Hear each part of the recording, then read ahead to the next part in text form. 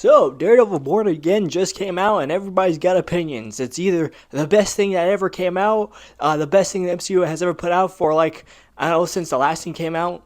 Right, no, not that last thing, like the other last thing that just came out. Or it's the worst thing ever. So, worst thing ever puts a screen. It's an insult to cinema and to art and all that other stuff. It's the worst thing for Daredevil. It destroys Daredevil's character. It's the worst fucking thing ever. Like, everybody's kind of split down the middle when it comes to the Daredevil fan base. Now, obviously, when it comes to online shit, that is true. But like most of the time, from the looks of it, everybody seems to like it. 87% Rotten Tomatoes, 80%, 81%. The fan score, IMDb, it's an 8.4 out of 10. Metacritic, it's a 69.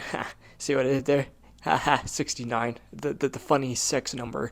And 7 out of 10 for the user score. So overall, when you look at it generally speaking, people seem to like the show. Now online, as I said before, split down the middle. People either love the show or hate the show, but there are some, like myself, who are kind of in the middle where they don't really know whether they love or hate this show. Because there's a lot of good in this show, but there's also a lot of bad. And that's why the title is like that, because it feels like it's edging me. Because, it's jerking me off, but it's not making me come. And that's really annoying to me because I want to love this show, but there's so many things pulling it back that I can't. And I guess I just have to tell you what my opinions are, and let's just kind of go through there, I guess. But before that, of course, we need to talk about the history of the show because, my God, it is fucking insane. You see, as we all know, Daredevil was originally shown on Netflix. The original show, Daredevil, was shown on Netflix. It was created by ABC Productions, not Netflix. A lot of people get that wrong for some reason. It was not created by Netflix. It was created by ABC Studios, which is owned by Disney. So yes, it is technically still a Disney property, still created by Disney, just a little bit more hands-off than most of their other shit.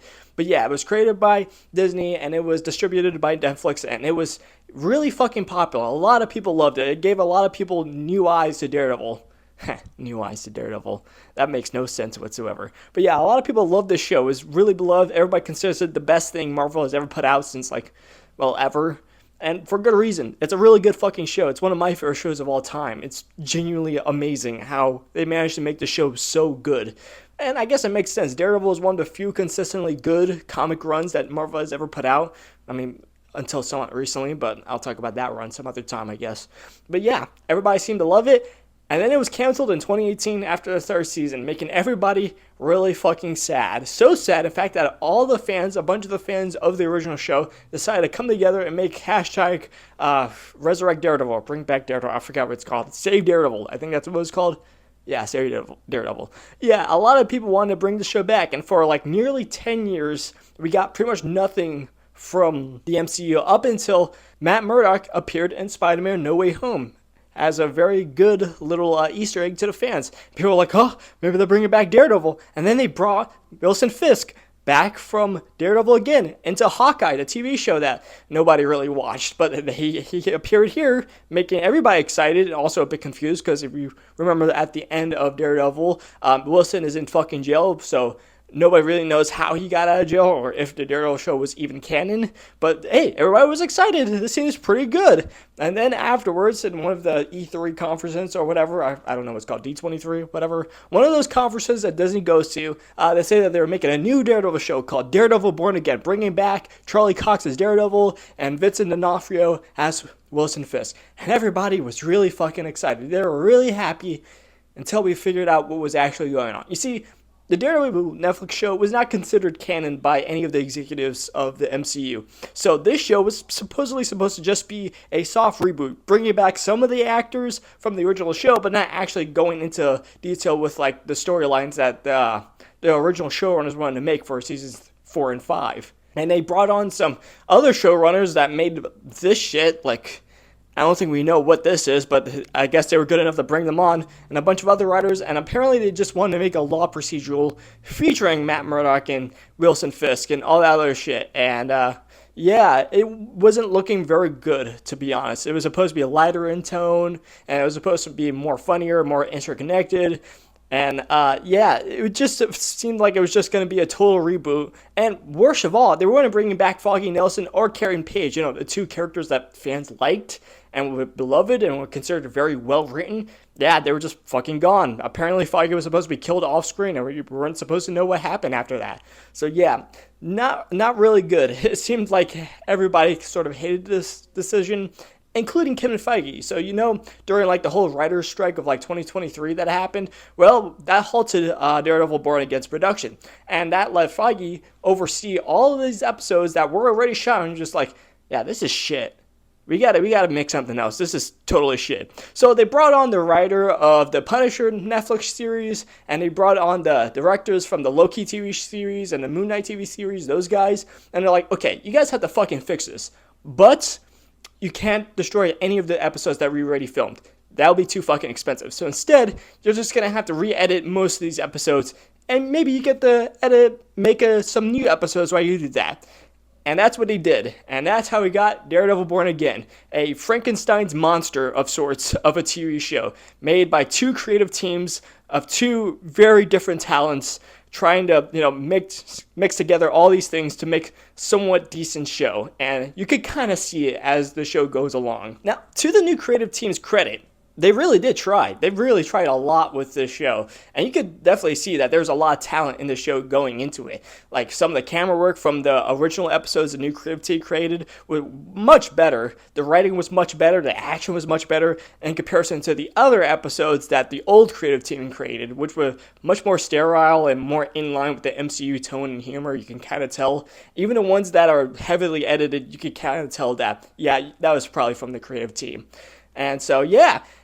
And as I said before, this really mixed people down in the middle when it came to receiving this series, because a lot of people loved this series, and despite all its flaws, but other people really fucking hated the series because of its flaws, and even they hated the new episodes that were created by the new team. So yeah, it's a bit of a shitstorm. No way you could say it. It's a giant shitstorm. Some people liked it, some people hated it. It's all over the place, and there's no real bringing together those fans anymore. It's just split in the middle, of course. So we're gonna have a lot of arguments these coming years. So yeah, just get ready for that. Now, before I really want to get into these episodes and really review them one-on-one, because I guess that's what I'm going to do right now. I've never done this before. This is the only time I'll ever actually review each episode one by one. In fact, I even rewatched this entire... Hey everybody, how's it going? Something went wrong with the editing in this little section here. I don't know what was going on with the green screen or with the cutout or whatever, but basically it just kind of all got fucked up, unfortunately. And I don't know why, and yeah, that's just how it is, I guess. I just can't control that.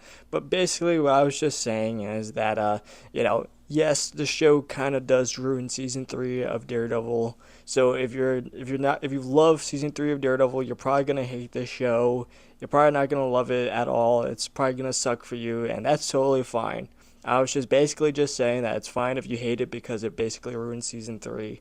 All the shit that happens in season 3 basically becomes undone. And a lot of people hate that. There's going to be tons of videos on it, basically all about that. And I get it. Personally for me, it doesn't affect me all that much, but I get why people would hate it because of that. And that's basically what I just said. I was also saying that some of the characters from the original series wouldn't return for this series. Brett Mahoney or Maggie or, Foggy's girlfriend or whatever, all those characters, they're not in this series, unfortunately, so we have a bunch of other characters that we don't really like or need that are in this show, and it sucks. I'm not gonna lie, it does suck, but yeah, that's basically what I all just wanted to say. I don't know what the hell was going on here, but yeah, that's just kind of how things are, I guess. But yeah, that's about it. Back to the original video. Characters that we loved from the original series. That's another thing this series got against it. All the original people from the original show, with the exception of Matt, Foggy, Karen, and Kingpin, they're kind of just fucking gone, and we don't know why. I mean, I know why. It's because I couldn't hire them on time when they were, re-scripting and rewriting and filming this show when it went through its creative overhaul. But, in canon, we don't really know why they're there. I guess they're all just taking a giant vacation in fucking Mexico or something. But yeah, they're not there, and you really, really do feel their absence when it comes to the new cast of characters that bring along. But we'll get into that later. Speaking of new cast of characters, we get this guy named Cherry who's like talking about how he's leaving the force along with this chick named Kim. They're both police officers. They're kind of important to the original show, but not really. They're kind of really boring as the series goes along. But again, I'll get into that later. So basically, they're all celebrating, they're all celebrating some big thing that's happening. Foggy's talking to this one chick about, I'm celebrating because, this new case that I got, I'm totally going to fucking win it. It's going to be great. It's going to be fucking great. And then he gets a phone call about his client that he was winning the case for, and the guy is just like, yo, man, something's after me. I don't know what the fuck's going on. Matt, of course, overhears this because he has super hearing powers, and Matt's just like, yo, what the fuck's going on, man? And, Foggy's just like, listen, it's no big deal. I hit the guy. He should be fine. And then they hear over the phone call, like, oh, shit, things are not fine. So Matt suits up. He becomes Daredevil, goes to running to Foggy's little place of living, only for Foggy to get fucking shot by Poindexter. That is, Bullseye. He gets shot by Bullseye and he gets fucking killed. Murked. F in the chat, fellas. He's fucking dead. Yeah, that was a pretty big deal when the first episode came out. They fucking killed off Foggy Nelson, who was like a pivotal character for the series. Everybody loves Foggy Nelson. So just kill him off in the first episode. Holy shit, that's definitely, you definitely got some kahunas for doing that, because a lot of people got pissed off for that. Justifiably so, as I said before, I get it, but, it is a bit interesting to, start the show off with a bang.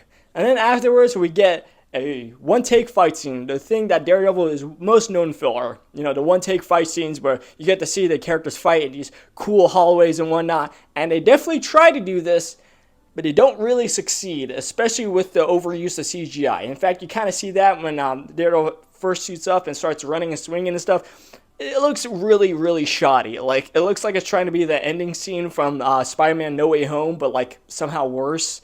And you can kind of tell that this show was a bit, all over the place when it came to remaking this entire series. You could kind of tell that they were really rushing this show along while in the editing room and whatnot. So I don't really fault them for that, but still, bad is still bad, and this looks not good.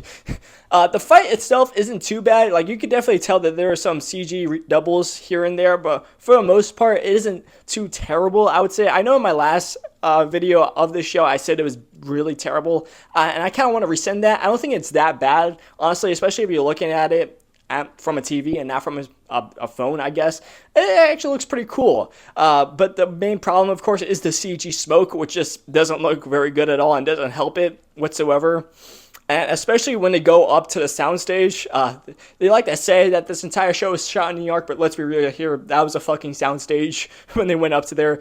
They go up to the soundstage, and you could definitely tell that those two things that are fighting right there 100% CG doubles, especially this giant fucking jump that Daredevil does. That is not realistic whatsoever. And I know saying, oh, that's not realistic in a superhero show where this shit happens all the time is a bit redundant, but still, you can kind of tell that this is CG. Well, afterwards, Matt beats the living shit out of fucking Bullseye, and, Foggy fucking dies. And he hears that, and he's just like, you know what, fuck you, and throws Bullseye out the fucking building, and nearly kills him. He didn't die. He nearly died. How didn't he die? Apparently, you actually can't survive a fall like that. I mean, you'd probably be crippled for the rest of your life, but you could survive a fall like that. I actually watched like a surgeon actually react to this, and he said that you could probably survive something like this. So 15 feet doesn't mean you're going to die, but you're going to have serious. So, technically, guys, people who like to criticize the scene, it is survivable. You probably wouldn't be walking at all if you do get thrown off a roof that high, but you could survive. So just to say that there, I guess.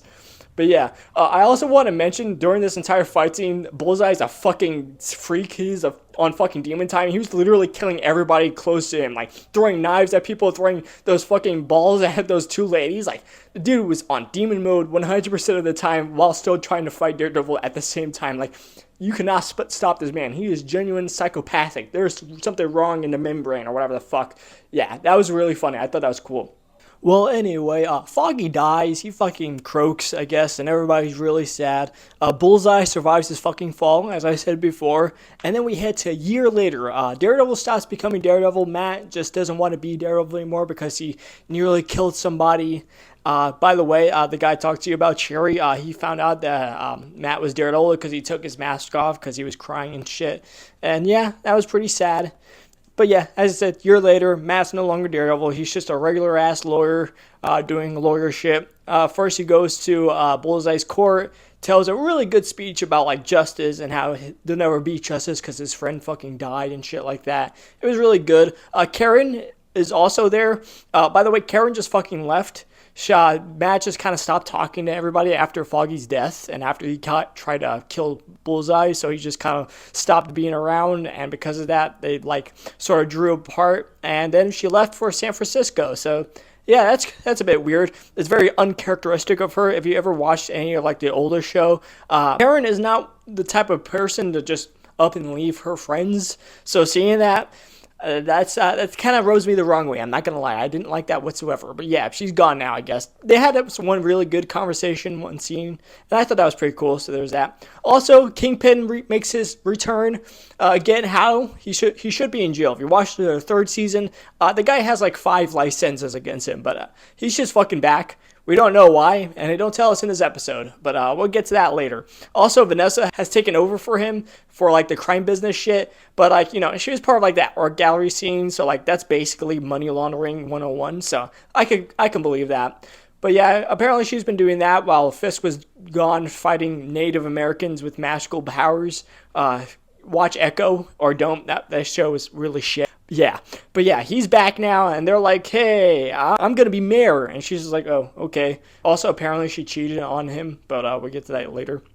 Yeah, Matt does lawyer shit, and the mayor, Fisk does mayor shit. We also meet some new characters. We meet Kirsten McDuffie, which is Matt's new lawyer partner. She's fine, I guess. There's not a lot much to her. In fact, we're just gonna get into this. Most of the side characters in this show, they kind of suck. They're not like badly written. They're just underwritten. Like you don't really know anything about them. Like if you watch a show, you'll probably find nothing about them that's particularly interesting. Like name like 5 interesting things that Cherry does this entire series. You can't because there's nothing there. Nothing absolutely. And a lot of people don't like that because if you watch the original show, the side characters were always doing shit. Karen was always doing some fucking crazy shit, getting her life in danger. Foggy was doing some lawyer shit, always doing lawyer shit. You know, they were always doing something. There was always something interesting they were doing, and because of that, the character writing was pretty deep. You could understand where they were coming from. You understood who they are as a people. For these characters, you don't learn jack shit. Like, most of these characters are kind of replaceable. You could replace them with somebody else, and it'd basically be the same show. Like, genuinely, there's nothing with these characters. They're cardboard cutouts. With the exception of, like, 2, maybe 3 characters, I would say, and that would be Daniel, Fisk's right-hand man, and the guy who's basically the son of Tony Soprano. This kid, Buck, who's just there to just aura farm and be British, I guess. He's basically the British Wesley. He's not as interesting as Wesley, but I guess he's cool to look at. And, no, actually, I think those are, like, the only characters I actually care about. Oh, wait, maybe White Tiger, but he fucking dies in the second episode, but we'll get to that when we get to that. But yeah, they're not particularly interesting characters, but yeah, Mayor Fisk wins, and yeah, that's basically the end of the episode. Also, we get to meet Matt's new girlfriend, Heather Glenn. She's a psychiatrist, and that's basically it for her character. She's a psychiatrist, and she's Matt's new girlfriend, and that's about it. As I said, there's nothing with these characters at all, and you're probably going to hate Heather Glenn as the series goes on, like most people did.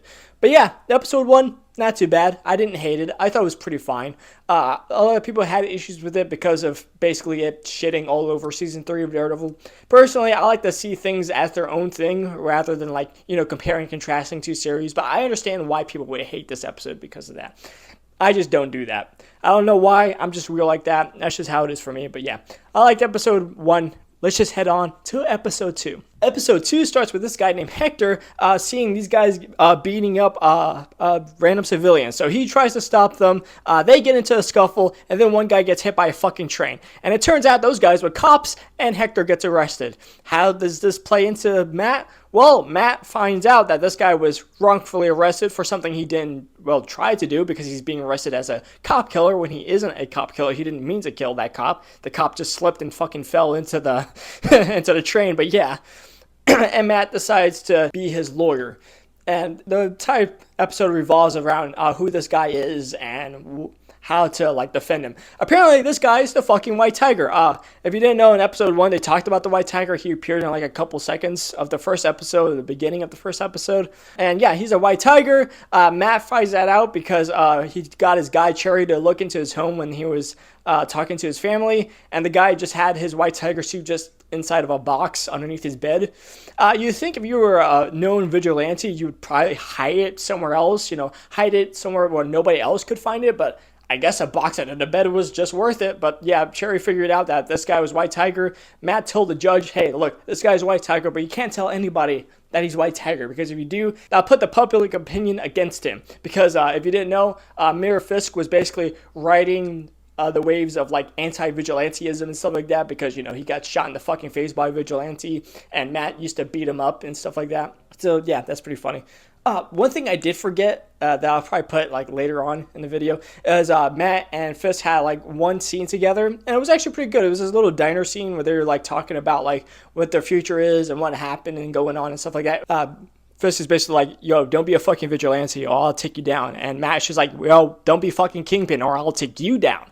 And yeah, that was pretty cool. I like that a lot. But anyway, on to episode 2. So basically, after figure out that guy, Hector, is, the White Tiger, and he also figures out that the police are fucking corrupt, and that the guy that they were beating up was like a drug informant that was getting beaten up, Matt figures out that the guys that put Hector behind bars is actually trying to go to the informant so they can fucking kill him, because, he's basically the only other suspect in that entire operation. So Matt figures out where the guy lives. He breaks into his house and be like, yo, motherfucker, they're going to kill you. You better get out of there.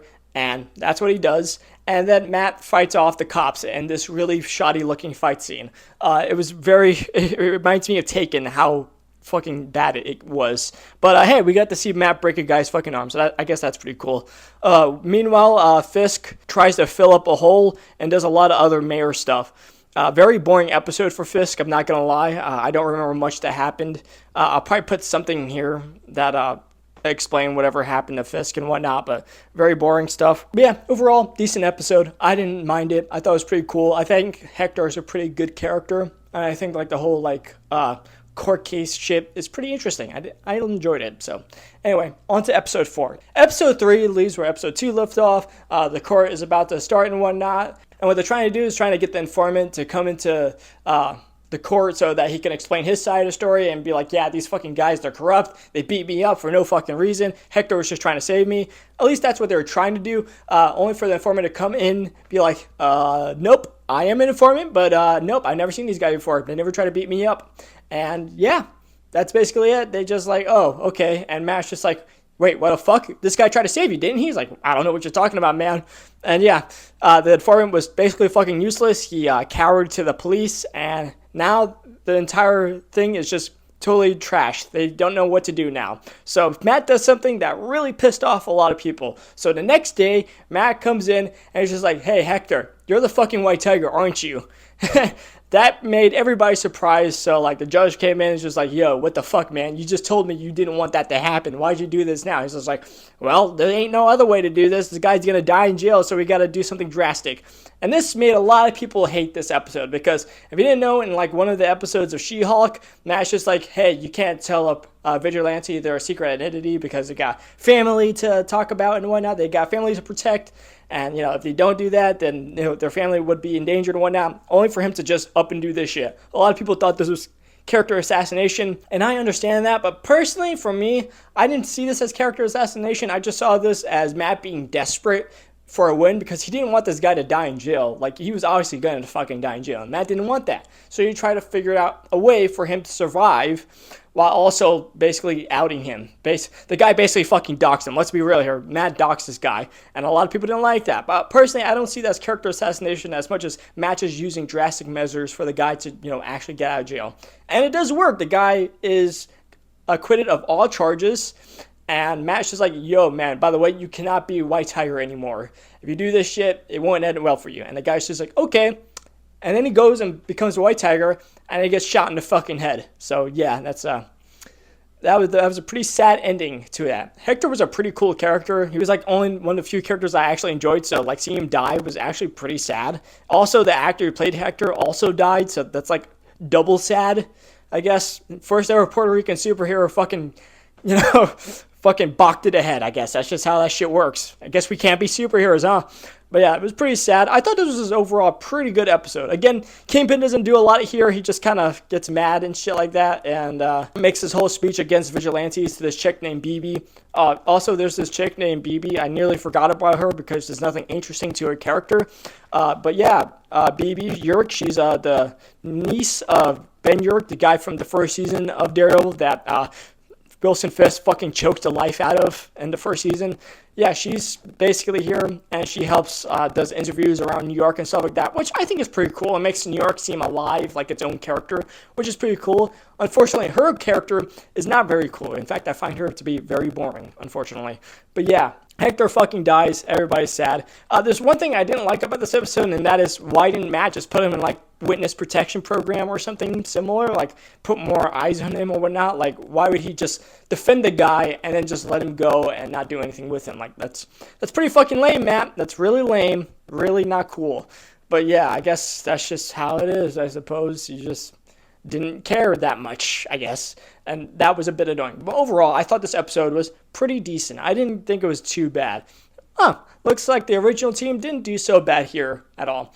Also, I have to say, with the exception of the first episode, these couple episodes weren't exactly great when it came to cinematography. It was very basic looking, I have to say. But there is this one cool shot when Matt is alone in the court, and he just looks at one of the horns that broke off his mask during his fight with Bullseye. And I thought that was a pretty cool looking scene. I thought that was really cool. Very interesting, if you ask me. But yeah, episode 3, pretty damn good. On to episode 4.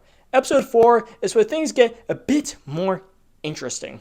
Well, for starters, we meet Hector's niece, Angela. She's really sad that her uncle died. Obviously, I'd probably be sad too if my uncle died. But yeah, they're all just kind of reeling over the loss of, Hector because, well, he fucking died. That's pretty sad, I guess. Matt is basically just blaming himself for his death. I also nearly forgot Wilson and Vanessa going to like couples counseling with Matt's GF, who's their counselor. So I guess that's pretty cool. I guess they're basically just Vanessa's just sad that her husband just up and left her, and they're talking about her being unfaithful to him. So yeah, the Kingpin is now the cuck pin, as I see a lot of people talk about these days. That's not annoying at all. That doesn't get old at all. It was pretty boring. I'm not going to lie. The therapy scene is pretty uninteresting, I have to say. There was this one good scene with Kingpin and the police commissioner Gallo. He's a pretty interesting character, I guess. Gallo does not want Kingpin to be the mayor because for obvious reasons, I would suspect. And so in order for commissioner to go by Wilson Fisk whims, he basically blackmails Gallo. Apparently, Gallo has like an illegitimate child with some chick. And if he doesn't do what Wilson says, he's going to show the entire public that the commissioner was not a very faithful man. And I guess that helps him not do anything because, that scared me too, I guess. But yeah, that was one interesting thing that Kingpin did these last 2 episodes. But yeah, episode 4, as I said, very sad. Hector died. Matt still has to be a lawyer, so he lawyers up to this guy called Leroy, who's basically a fucking bum, who was stealing some snacks off the street and whatnot. It was very funny how Matt very seriously said fiddle faddle candy corn. Very seriously, that's... I can't... Seeing Charlie Cox have to say that with the most straight face is... I couldn't do that. I'd fucking laugh my ass off. I'm not gonna lie. But yeah... Matt has to defend this guy. He's basically his lawyer. And Leroy, he's a bit of an asshole. I'm not going to lie. He's a bit of an asshat. A lot of people hated this guy because he was basically just being a fucking asshole to Matt. And Matt was just taking it. But to be fair, Matt is a professional. Of course, he's not going to be mean to any of his clients. That's just not what a professional does. So if you expect Matt to just like yell at a fucking homeless guy, you probably don't understand the character all that much. But yeah, this guy is basically like, bro, you don't fucking know, man. Being fucking poor, I can't go to jail because if I do, I won't get my food stamps, and that shit is hard to get. And, he makes a lot of interesting points about, the cyclical nation of going to jail and being poor and shit like that, and how being poor basically makes you go to jail all the time. And that's very interesting. It's too bad that the guy was like super fucking unlikable the entire time, making people just hate him because of that. I understood it, and I had some empathy because, let's be real here, if you're a homeless guy and you're eating shit off the street, you're not going to be a very swell person. we're going to be realistic here. You're not going to be a very happy, very nice, swell person no matter what. But I can understand why people hate this character. We do get the scene of Matt like rizzing up this chick, and let's just say our boy gets fucking game. Like, have you seen that like one meme where it's like all the characters that Matt's fucked, and it's just like Matt Murdock is not blind yet. This basically sums it up. The scene sums up that meme like pretty interestingly enough. Let's just say it, the guy got game. He's pretty good at it. And like he gets 10 days in jail for Leroy. And of course Leroy is not happy. He's pissed off. He gets mad. And he has this whole speech about being fucking poor, and it just makes him go to jail all the time. And Matt's just like, yeah, I get it. I'm sorry. But Leroy still has to go to jail for 10 days. So it is what it is. Matt goes outside where Hector was shot, and he sees the bullet casing that has a little skull in it. I forgot to tell you guys, the guy who shot Hector has a skull shirt, so most people thought it'd be Punisher, but obviously Punisher just doesn't kill people randomly, so obviously it's probably a cop pretending to be Punisher or like a Punisher fanboy.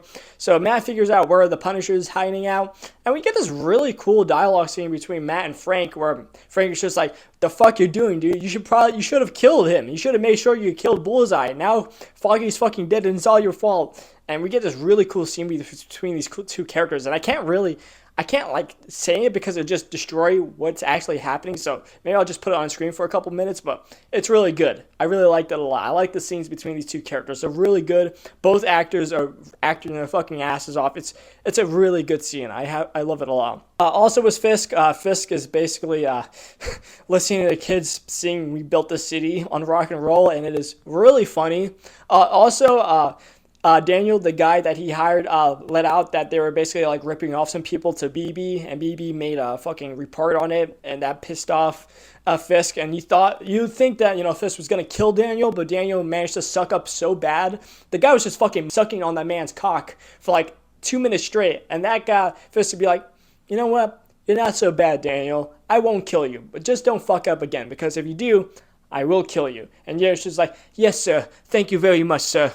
And yeah, overall, pretty good episode. I liked it a lot. Nothing I could say that was pretty terrible other than like Leroy being an asshole. But other than that, I thought it was a pretty good episode. I thought the whole Kingpin stuff was really funny. There was also this thing with Red Hook, basically like a little like landing zone where there used to be ships and whatnot. That Kingpin wants to basically make it into like a new place where more trade can come in through and out of that zone in New York, which I thought was pretty cool. It's very interesting. There's some, foreshadowing about what this entire place is if you actually pay attention to the show. But yeah, pretty interesting stuff there. But other than that, all the other Kingpin stuff is just funny or boring. Next, we get episode 5, and this is the bank heist episode. And I don't really have a lot to say here, I'm not going to lie. We got to see Kamala Khan's father, Miss Marvel's dad, in this episode, and Matt basically stops some bank robbers, and that's basically the entire episode. It was fun, I guess. It was a nice little bottle episode before the penultimate Daredevil suiting up again. But yeah, I don't really have anything else to say on episode 5. It was mostly boring, I guess. Watching it the first time was fine, but watching it again, it's just a really basic, very generic episode. Very bad fight scenes too, like look at this shit. Very boring. And then we finally get to episode 6. Now this is where the real shit happens. This is where the real stuff is going to happen. And that is when Matt finally suits the fuck up and becomes Daredevil one more time. And man, is it glorious. But before that, we got to get into some specifics. Basically, this guy named Muse. If you don't know Muse, he's from the comics. He's one of the most violent serial killers we've ever had in Daredevil comics. He's a really fucking cool character. I hope they don't mess this character up. Wink, wink. But yeah, basically Muse is out killing people and using their blood for art. Fisk finds that out, and she's like, yo, what the fuck is going on here? Why do the sanitary people know that there's been a serial killer before the police? And that's a good question. How the fuck do the cops not know that 60 people have just been fucking killed until recently, but the sanitation people figured it out? Like, these cops are fucking terrible. Jesus Christ. Like, my boy Brett Mahoney would not do this shit. I'm just saying. But yeah, basically, Matt figures out that Angela, the chick that was the niece to Hector, she went out to look for Muse because that's where her uncle was doing. Also, her and Matt had a fight because she wants him to, I don't know, look for Muse as well, despite the fact that he's a fucking lawyer. I don't know what the hell she was trying to go there with that conversation. She's just like, you're supposed to help the little guy. Why aren't you? And Matt's just like, kid, I'm a fucking lawyer. What do you want me to do? And I get that. And I get it. She's a fucking teenager. Teenagers are stupid. You know, they're very emotional. She probably has like hormones all over the fucking place. She was probably on her period. Who knows? But yeah, she basically goes out and tries to find Muse herself, I guess. And she gets captured, obviously, because she's a 5'5", 5'0" fucking chick going into the fucking like caves for no reason other than she thinks someone's there.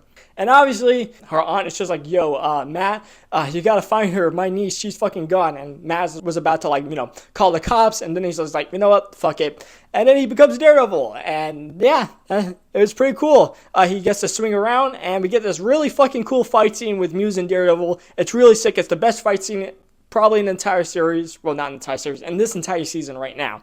It's really fucking cool. Also, while this is happening, Fisk goes down to his little bunker thing, and it turns out he was holding in a guy that was having an affair with his wife. He just fucking imprisoned them, and he's just like, gives him an axe. He's just like, listen, I'm gonna make this fair for you. If you can kill me, you can leave. If not, you're gonna stay here for much longer. And, you know, they have a little fight scene. Fisk basically just fucking beats the guy, ever living shit out of the guy. It is not a fight scene. It is a fucking beatdown. But yeah, you see these two like scenes together, and you get the theme basically. You know, their violent nature coming outside of them, trying to suppress that, and it didn't work out. And now they're beating the ever living shit out of these two characters, and it's really fucking cool. Like, I cannot explain how cool it is. You gotta have to watch for yourself. But I like this. This is a cool fight scene. But basically, Daredevil beats everything shit out of Muse. He saves Angela, but Muse manages to escape. And then Fisk obviously throws a guy back into his like little prison that he made. Yeah, that's the end of the episode. This is probably the best episode right now. I like it a lot. Episode 6 is pretty fucking cool. Muse is a very interesting, very scary character. I hope they don't destroy this character at all. Wink, wink, wink. But yeah, let's get into the 7th episode. Oh, before that, Fisk makes an anti-vigilante task force, and we get to meet this guy named Cole North.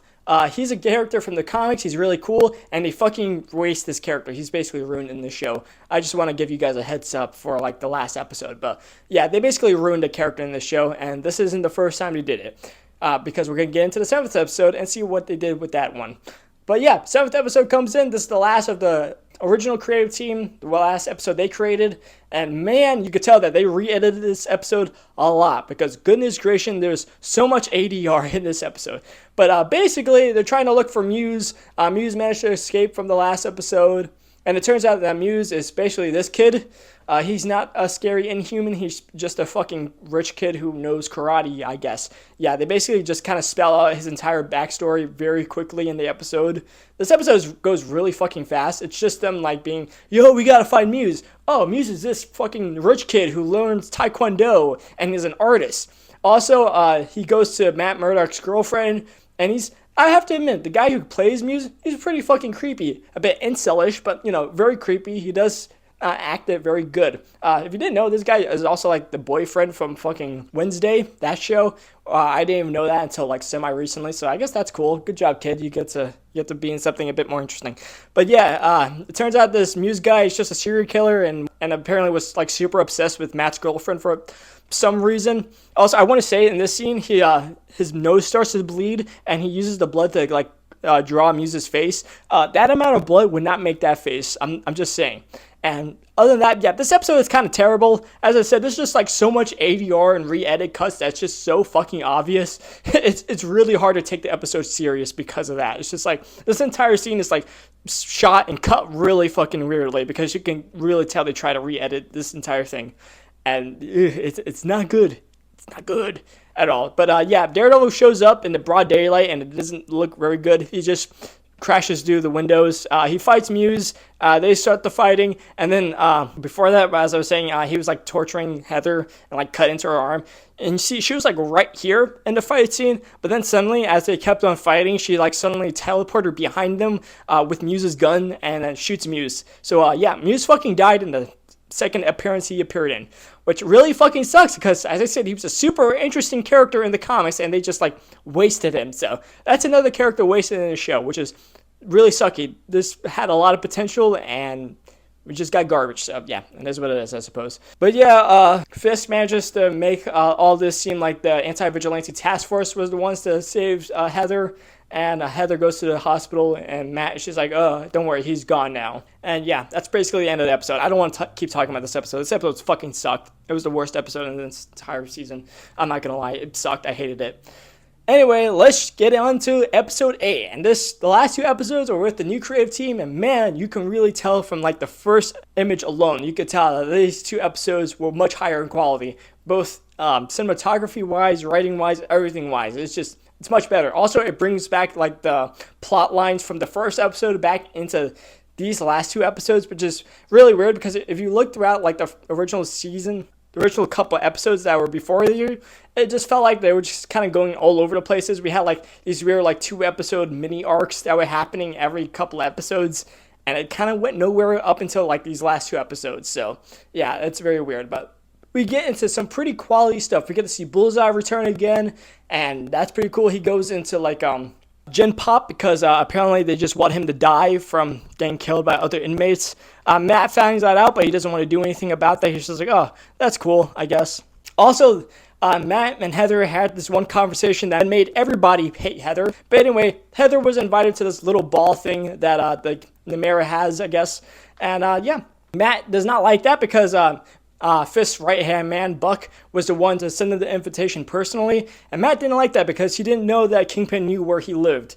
That's a really big no-no for him. So yeah, Matt didn't like that one incy-wincy bits at all, and that pissed him off, and he's just like, Heather, this Wilson guy, Mirror Fist, he's bad news, you shouldn't trust him.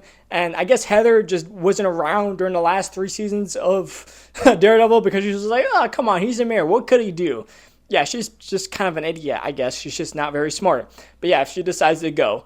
And Mac tries to go to his job, but he's just pissed off all the time. And he basically like tells this guy off. And we get this really cool like little thing of dialogue with Matt. And I thought it was pretty interesting what he said there. And I liked it a lot. But yeah, Matt's just pissed off. So he goes to like the bar that he and his friends used to go to that's been shut down because of, well, obvious reasons, of course. And the lady at the bar is just like, yeah, well, Feige was once drinking this, and Matt's just like, wait a minute. Feige only drank this when he was celebrating, which means he was probably about to win something. So he goes to Bullseye's jail, and they have a little talking to, and Bullseye doesn't really tell him anything. He's just like, listen, you got to get me out of here or else I'm going to die. And Matt's just like, motherfucker, I don't give a shit if you die. Like, I try to kill you. Don't get that, put that shit on me. And Bullseye's just like, you know, if the time was different, you would be defending me because that's what good men do, defend their worst enemies. And that really pissed off Matt. So he fucking slammed his head into like the table that they were sitting at. And a very scene that was very reminiscent to the time in Daredevil season 2 when Matt and Kingpin were talking. So I thought that was pretty funny. But apparently that's what Bullseye wanted because in the next scene when he was getting all fixed up by the nurse or whatever, he uses the loose tooth that he had in his mouth, broke it, and spat it into somebody's eye. Just exactly like from the comics. So I thought that was pretty cool. And then he kills the 2 guards and escapes. One thing, why weren't there more guards on Bullseye? We all know he's like a dangerous psychopath, right? Like, why wouldn't he like have more guards on him? But I guess the cops didn't realize that he was a fucking dangerous sociopath. Whatever. Also, I wish the escape scene was a bit longer. Like, we got to see how he escaped. Instead, we just saw him kill some people, and then he's on a bus with a new uniform, and he just escapes. That's a bit underwhelming. But anyway, we go to the party. Fisk is basically threatening a bunch of rich people to give him funding for the Red Hook thing, the thing that I talked about a couple like minutes ago about him like trying to fund this place so there could be like more trade and whatnot. Originally, a couple episodes ago, he tried to do that. I believe in like episode 4 or 3, I forgot. But he didn't get any funding because the rich people were like, the fuck no, why would we want to fund that? But now Kingpin is in his Kingpin groove and it's just like, listen, you better fucking fund me or else I'm going to blackmail you to hell and back. Also, the guy from Hawkeye, Swordsman, he's in this episode, and Fisk basically knows that he's a vigilante, so he's just like, listen, if people know you're a vigilante, you're going to go to fucking jail, so you better use your money and give me some of that money so I could make this little pork thing my own thing. Also, and behind the scenes, there was like this little like gang war shit that was happening, but it was really boring. All you need to know is that Buck put a cap in this guy's head, so I thought that was pretty cool. So Buck is a pretty interesting character. That's why I like him a lot. But yeah, basically they're all dancing and shit like that. Matt basically figures out that there was a hit put on Foggy, so he goes to the ball, meets Heather, and originally he wants to talk to Fisk, but he can't. And then Buck tells Fisk and Vanessa that Poindexter just fucking escaped jail, and that makes Vanessa really terrified because apparently she was one that put the hit on Foggy, because we'll find out next episode, but Foggy was delving into something that she did not want to be delved into, and because of that, he got fucking capped. And Matt overheard this because he has super hearing powers. Of course, he would overhear this and was pretty rightfully pissed off at that. And apparently, she also knows that Matt is Daredevil. How she find them? I'm guessing Kingpin just told her. But that's not the end of it, because Poindexter finds out where they're at, uses a sniper, and tries to kill Fisk. But it didn't work out because Matt, being a good guy that he is, gets shot instead. He ends up saving Fisk and getting shot. And that's the end of the episode. Overall, really great episode. I like it a lot. Super great, super entertaining. The production values, you can really tell that this is a new team because of just everything that happened in this episode. So yeah, on to episode 9. Episode 9 starts where episode 8 ended, with Matt in the fucking infirmary after getting fucking shot and stuff like that. Bullseye managed to escape. Vanessa tells Fisk what happened, but apparently Fisk already knew, so it doesn't matter. This is one funny scene where Matt calls Heather Karen, and that makes her really sad. But he's just like, listen, Foggy knew something was up.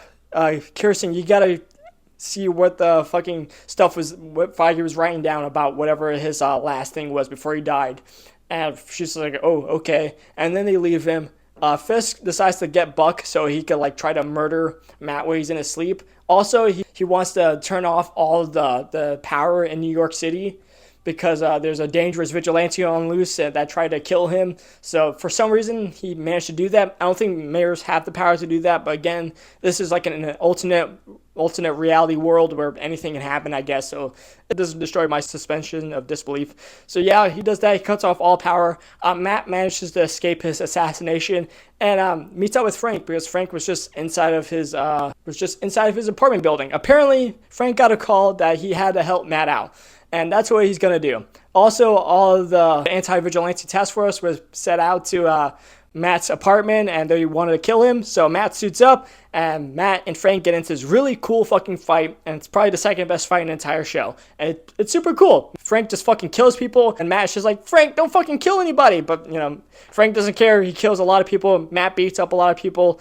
And then they escape through a window because somebody threw a fucking grenade into the apartment building and blew it all up. Including Cole North, you know, the guy I just talked about. Yeah, his character is just fucking dead. Totally ruined that character. He was super cool in the comics. I guess we'll never see what happened to him unless he somehow survived, which I very much doubt, but I guess we'll have to see until season 2. But yeah, they survived that. Karen comes back. She's back. Yay, she's back now. Why did she leave in the first place? Doesn't fucking matter. She's back now. They go get patched up in Frank's little bunker, and then Frank leaves them because he's got shit to do, apparently. And Matt and Karen go off to see all the stuff that was written down that had to do with Foggy's last case. And apparently, it all has to do with Red Hook. You see, basically, Vanessa was embezzling like a lot of money through there because it's basically its own like little city-state thing that's technically off New York, just far enough that it's not technically part of the U.S., and that's basically what Wilson Fisk is trying to do. He's just trying to create his own little like city-state thing that he could just embezzle millions and billions of dollars through. And apparently Foggy just kind of stepped into that unknowingly. And because of that, Vanessa just hired Bullseye and told him to kill Foggy. Apparently, the reason how Mayor Fisk is somehow outside of jail and not, you know, rotting in some fucking deep, dark underground vaults or mansion or whatever is because of the FBI stuff in season 3. Apparently, because the FBI were corrupt, they were just allowed to be acquitted. Yeah, they just kind of hand-waved that all away, which is, like, super fucking lame. Like, all that shit, like, Nadim's sacrifice and whatnot, doesn't matter, I guess, which is really stupid, and, of course, pissed a lot of people off, but, you know, it is what it is. Frank got into a pretty cool fight with the cops. Obviously, he got captured. I don't know why he did that. I guess he wanted to get captured, maybe. That's my best guess, but it's still pretty weird how he just stepped into a place that's super surrounded with cops and whatnot, and just get himself captured. But I guess that's what he wanted to do. I don't know. We'll have to see what the Punisher special is next year, what happened, and how he got out, I guess. I don't know. Also, Fisk does this. He crushes Gallows' head because he got betrayed by Fisk's second-hand woman, I guess. She betrayed Gallo to Fisk because she doesn't want her career to end because of Fisk, I guess. And Fisk just fucking crushes his fucking head. This is probably the most brutal thing we've ever seen the MCU ever do, like, ever. It's fucked up. Holy shit. But yeah, anyway, it was just, wow, like, what the fuck? But yeah, anyway, Matt and Karen decide to go to Red Hook, realize that shit is totally surrounded by cops, and then they leave, and Matt's just like, okay, we're going to have to find an army. And their army is just Cherry and a couple of cops that we've never seen. And that's it. Obviously, a lot of people are disappointed in that. They were expecting, like, Spider-Man, Jessica Jones, maybe Luke Cage, but no, we just got a couple random characters that we don't give a shit about. But yeah. And that's the end of that episode.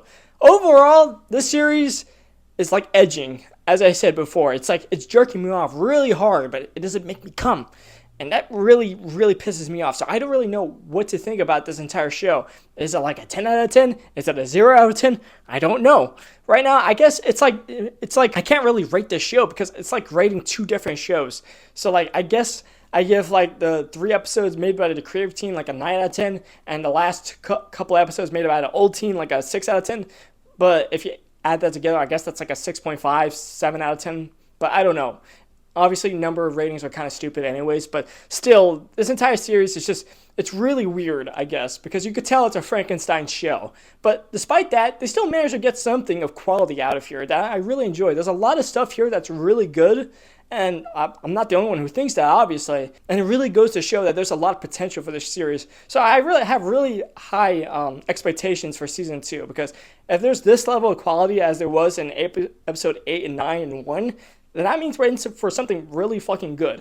And I hope that we get something really good with this.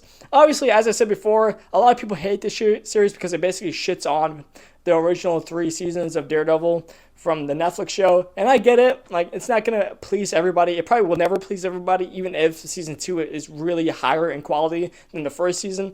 But for me, I have high hopes. I think this is starting off really well. It has a lot of potential. It's not great. It's not perfect. There is a lot of flaws. But overall, I think there's something here that a lot of people can enjoy, a lot of people can get out of, and I think there's a lot of good stuff in here that you could make something incredible with. And I have really high hopes for Season 2 because I think there's going to be some good stuff.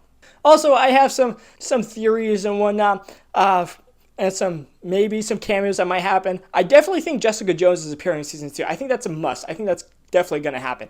As for like Luke Cage and Iron Fist, I have slower doubts that that'll probably happen. For like Daredevil's new army, Angela is definitely going to be the next White Tiger. She's the next White Tiger in the comics, so she's probably going to join up. I've seen for some set photos that Daredevil and Bullseye might actually team up for a little bit, so he might be part of it for a little bit, but he'll probably betray Daredevil afterwards. Spider-Man will not appear in the show at all. He can't, just through legal reasons. Like, unless like Marvel gives Sony like $1 million or something, he'll never appear in a TV show. So I don't have any hopes that Daredevil will ever appear. But yeah, and I have a feeling that Fisk is probably going to lose an episode, but they won't put him in jail. I have a feeling that what will happen is that they'll be the same thing as in like Devil's Reign, where Wilson Fisk manages to just run away and like go to another country. And I feel like that's what's going to happen with Fisk after the end of Season 2. Like, he's not going to lose per se, but he is going to somehow escape but not be mayor of New York anymore. And maybe he'll appear in like another season, but I think after that we'll probably get into like the hand stuff and maybe Shadowland, or at least that's what I feel like they're going to build up to, most likely. But overall, a lot of potential with this show. This show has a lot of fucking potential, and I have high hopes overall. I get why people hate it. I get why like there's probably going to be like a million videos out there like just criticizing every little fucking aspect of this show, just like every little detail, every little aspect, every little writing decision, and just say that this show is shit. And I get it. Like, you know, I can't disprove any of those claims personally, but I think if we're going to give this show some benefit of the doubt, I think there's a lot of good in this show. And I think that we're probably going to get into something, a real treat when the next season comes out next year, because they're already filming season 2 already, and apparently it's going to come out next March. So, we don't have to wait that long. So I have high hopes. I hope it's really good, and I hope we get something that's way closer to the Netflix show than whatever this fucking Frankenstein Monsters is. But yeah, that's about it for me today. Comment, like, subscribe, tell me what you like, what you dislike, and what else you want me to talk about, and I'll probably make a video on it. All right, I'll see you next time.